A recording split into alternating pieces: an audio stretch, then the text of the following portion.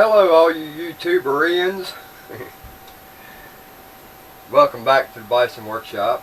I'm Bob, and today we're just kind of messing around.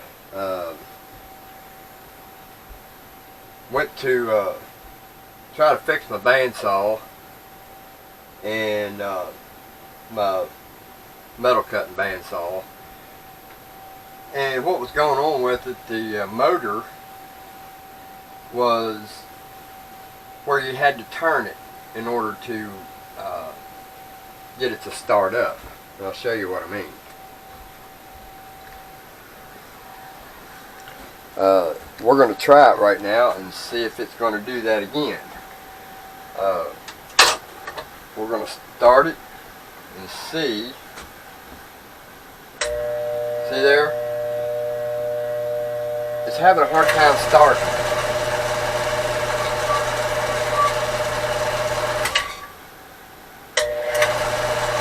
Now once it warms up, the motor warms up, it starts just fine. I wanted to show you all the first look at this after I took it apart, and what I was going to do was take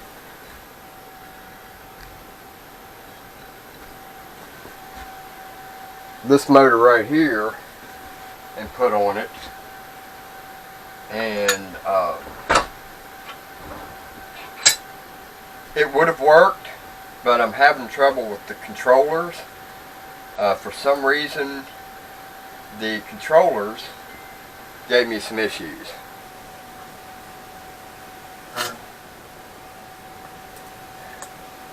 Well, something happened. What the hell happened? Oh, come on, man. This thing worked fine yesterday.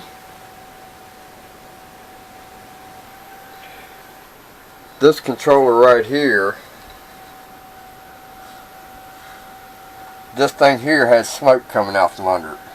Now that's a resistor, and it's a 7.5 resistor, and I did desolder this section right here and lifted it and tested it, and it did come up to 7.5 k ohms. So that is working. So something else is causing smoke to come out from under this. So this is the one I wanted to use because this panel here is very minimal on any settings.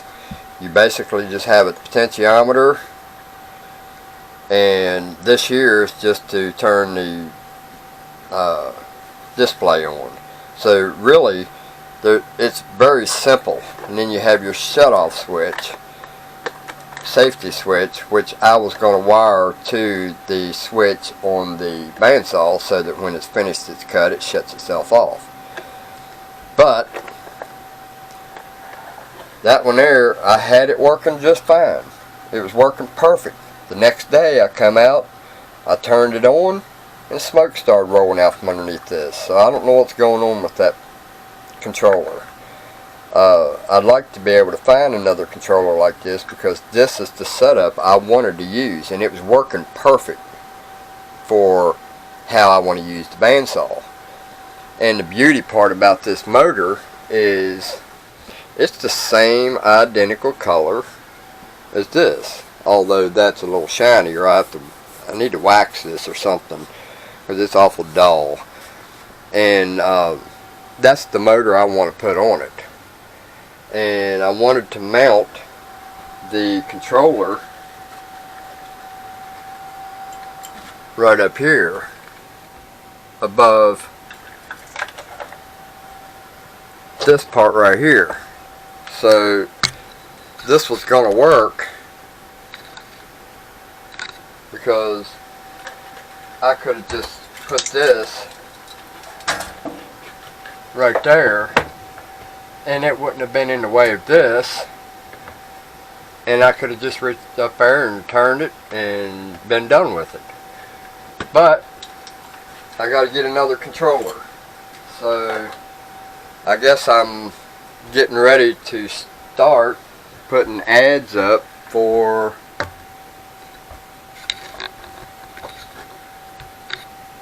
some more free treadmills. Hopefully I'll get a good one. Now I got an upcoming job, I think. So we're going to probably start a new series here in the future.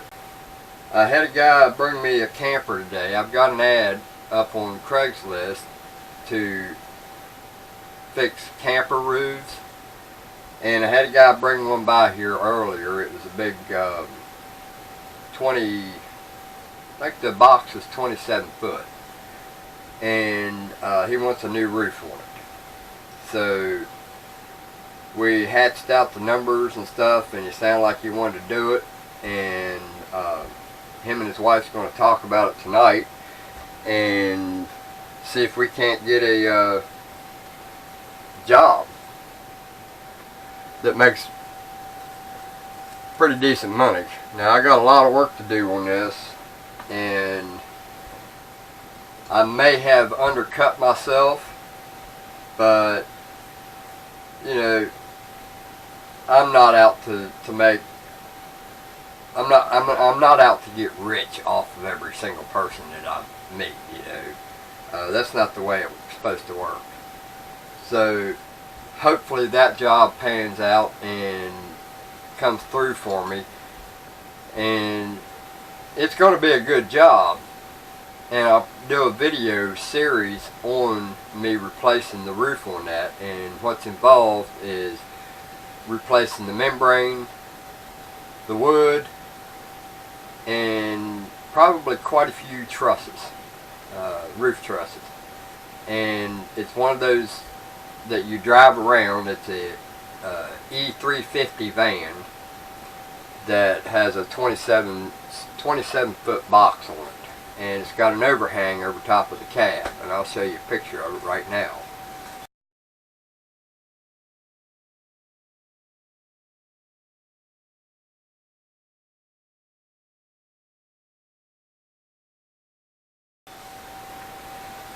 And we're not going to know a whole lot about it until we get the membrane off. So the whole cab area above the vehicle cab is pretty much going to have to be rebuilt from the get-go. All new frame, new floor in it on top of the cab, which is from the curtain above the passenger driver seat forward. So the front 4 or 5 feet have to be totally rebuilt.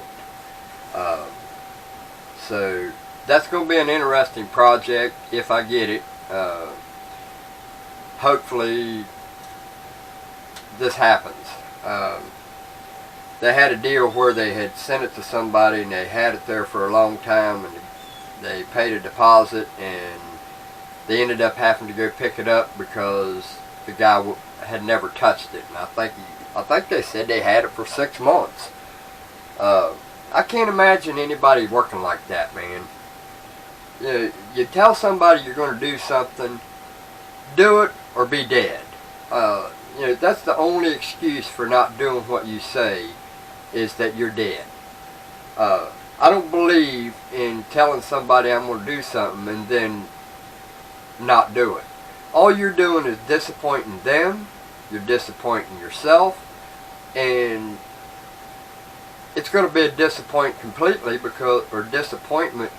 because once you get a bad name, you keep that bad name.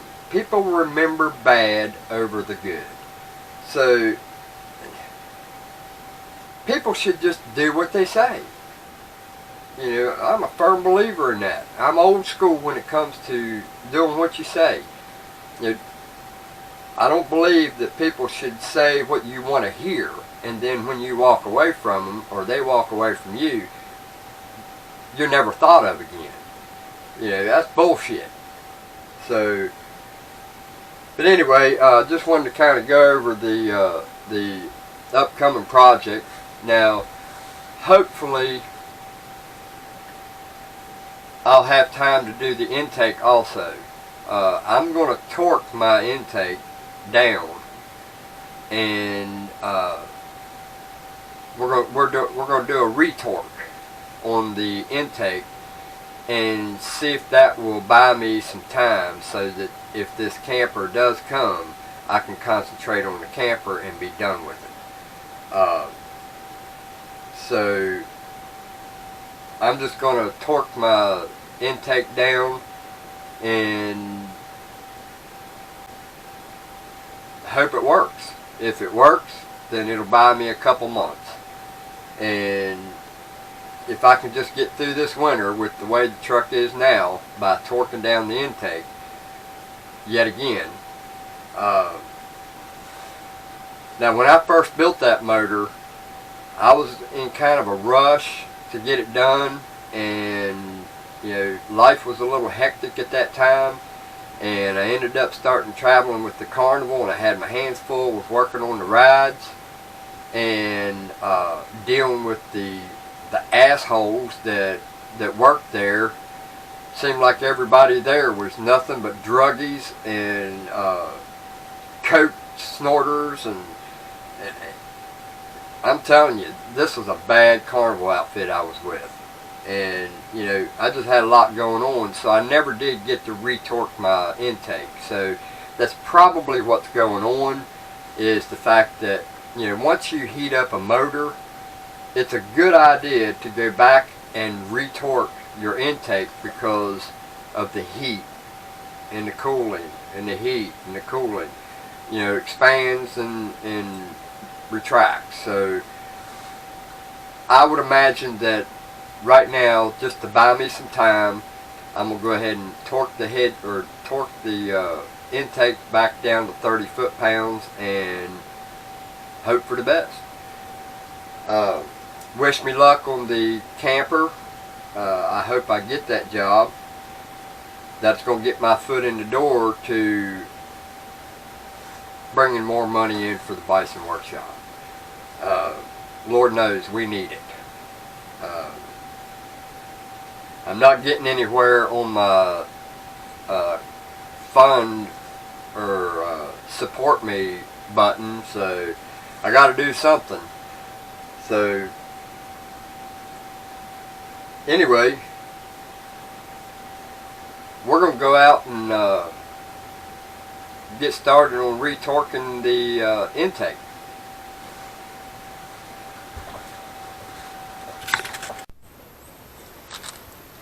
So now we're going to take the breather off, get it up out of our way.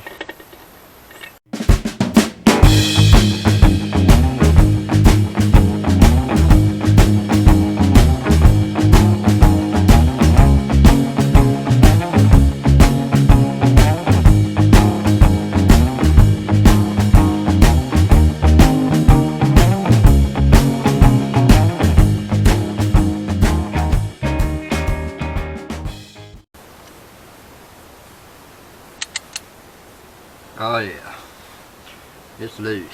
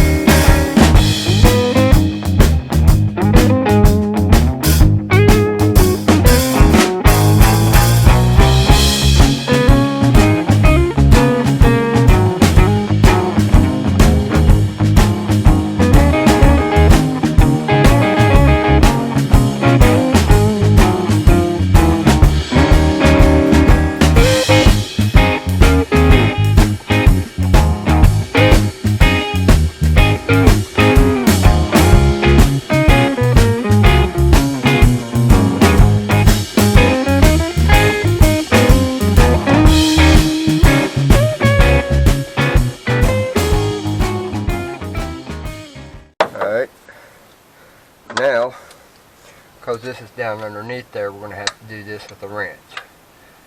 And that one's loose also. So, You know, this just goes to show you that, you know, you got to torque your intake back down once you build your motor. You know, building the motor is not the end. You still got more stuff you got to do. Alright, so I think that will do it. And right in here is where it leaked. And right here, from here, all these here were loose. They were so loose I could have turned them with my finger. Really hard, but I still could have probably turned them with my finger. So my intake was loose, and it was leaking right there. So hopefully we've taken care of that by retorquing this intake, and as loose as you've seen it was, that explains why I had a leak here in this area, because the rest of them were pretty tight. They were loose, but they weren't 30 pounds. They was probably 15 pounds by the time it was said and done. So we've got them torqued at 30 pounds now, and we're going to start it up and see how she works.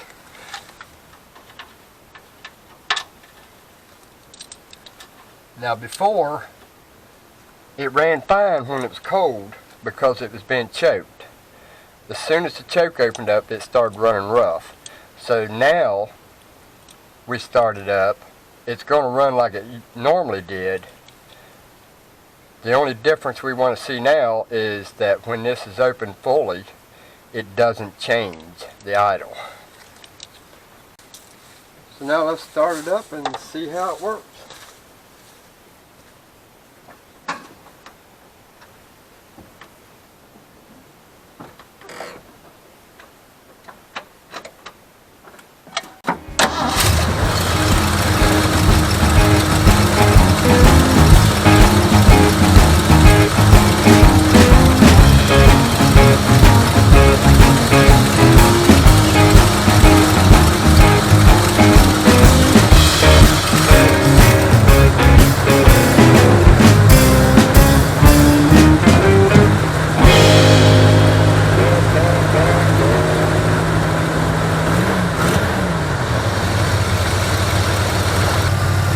This truck is very cold-natured.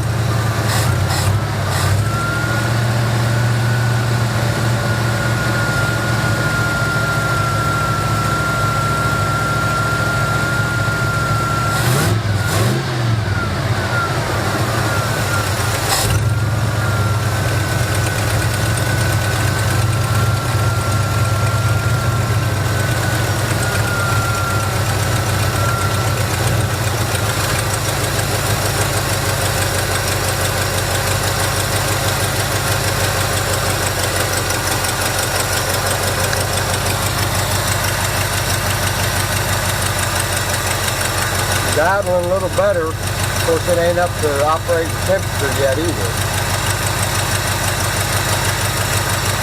So let's see what happens when we choke it off. But it'll hold me over until I can get that gas in.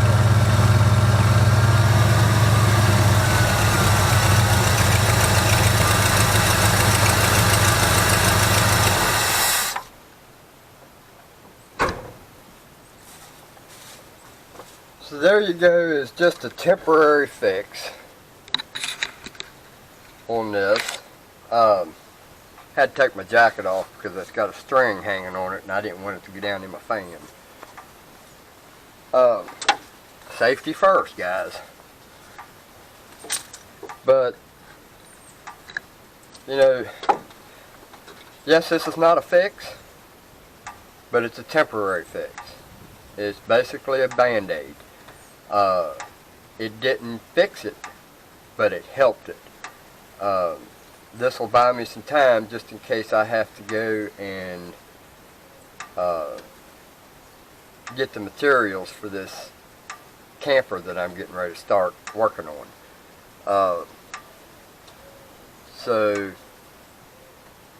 you know, all I did was retorque the intake, and that's going to help me until I get the intake gasket here and get it on.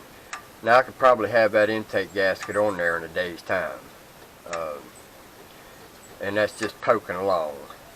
The worst part is just draining all the water out of it. Once you get all the water out of it, there's no water in the intake, because you don't want to pull that intake with water in it. You pull that intake with water in it, you're going to contaminate your oil and everything else. Then I'm going to have to do an oil change on it too, just in case a little bit of water did get down in there. So, you know, I got to have my ducks in a row.